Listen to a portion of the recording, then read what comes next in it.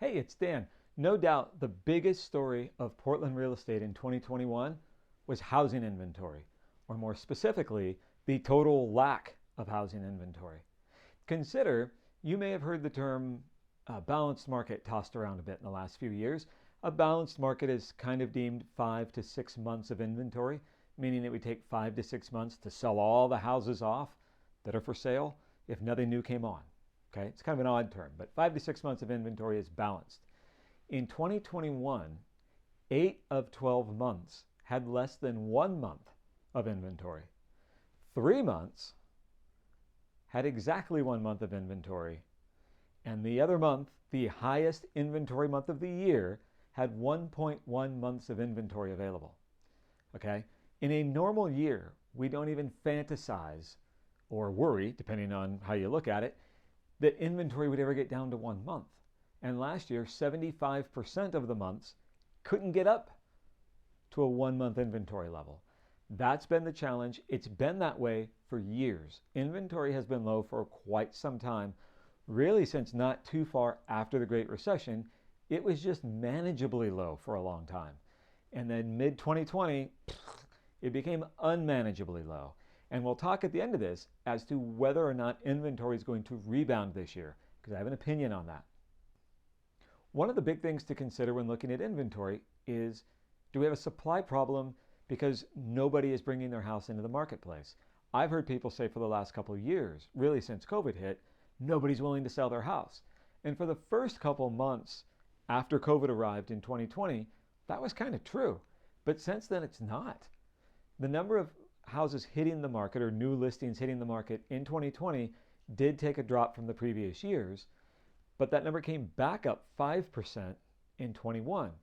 Really, if you look at the numbers between 2015 and 2021, the number of houses hitting the market has been relatively steady. There's been about a 7% swing, and I'd argue 7%, especially in the COVID era, 7% is pretty reasonable. So the problem isn't that we've had this just drop in the number of people looking to sell. The number has been relatively steady. So where is the problem? Because we have an inventory shortage. So if we have enough houses to sell, in theory at least, looking at historical data, why do we have the problem we have? The issue is demand is so stinking high. So yes, supply has remained steady. But again, supply was steady at a time when we had a bit of a housing shortage in general.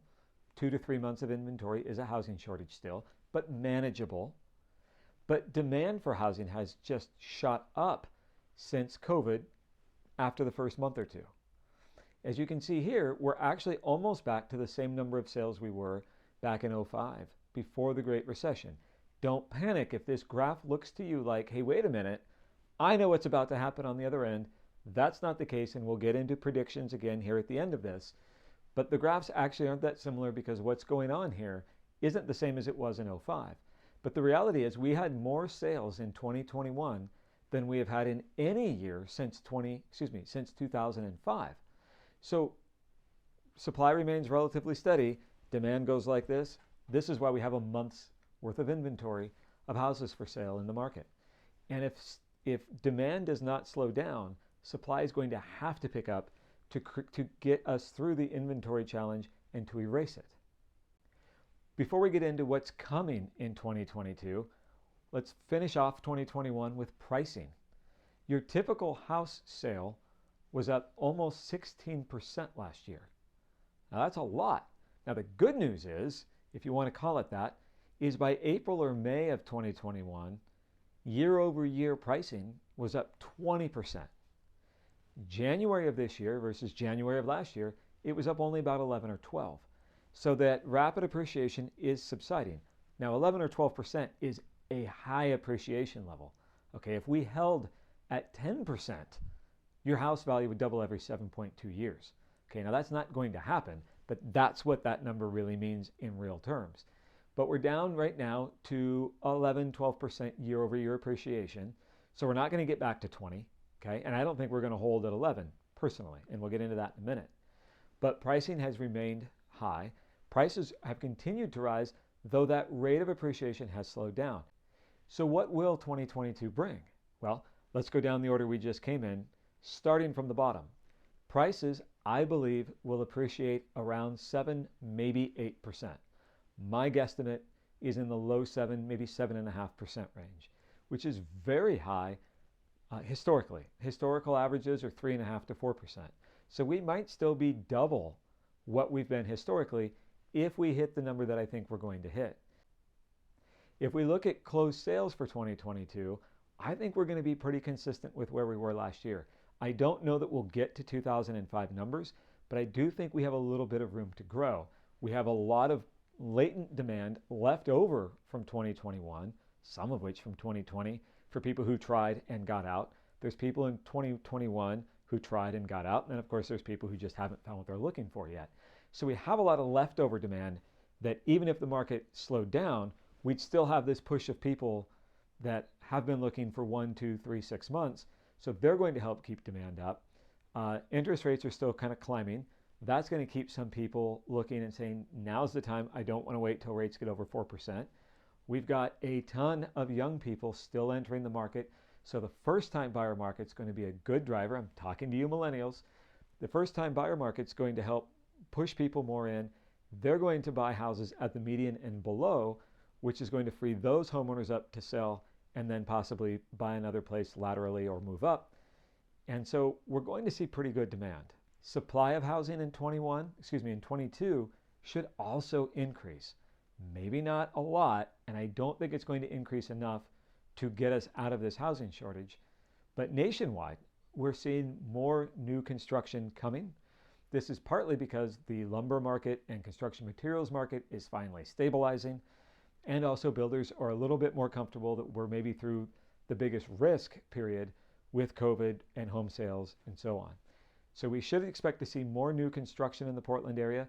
Obviously, that's going to continue to be more of an issue around the suburbs where there's room for development.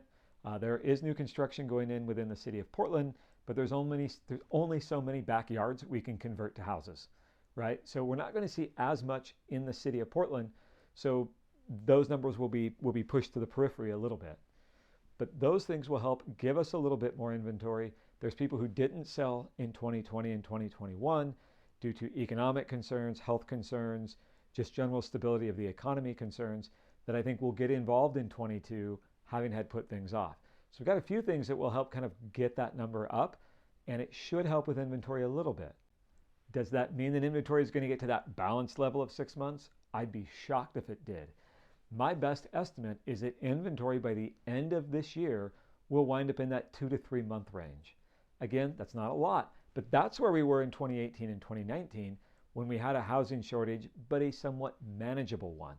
In fact, in 2018 and 2019, the market was softening. The number of sales was down a little bit, and price growth was down a little bit, and we were expected in 2020 to hit a 1 to 3% patch for price appreciation as things just kind of settled and found kind of its footing after a lot of rapid growth coming up in front of it.